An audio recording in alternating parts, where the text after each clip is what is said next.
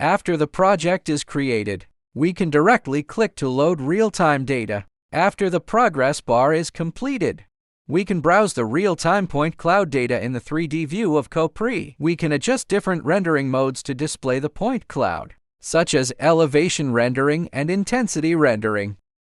Use the slicing tool to perform horizontal and vertical slicing on the point cloud.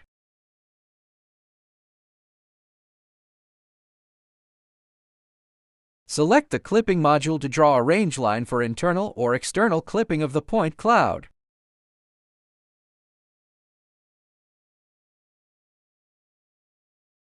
We can also perform some measurement functions on the point cloud, such as point measurement, density measurement, distance measurement, area measurement, etc.,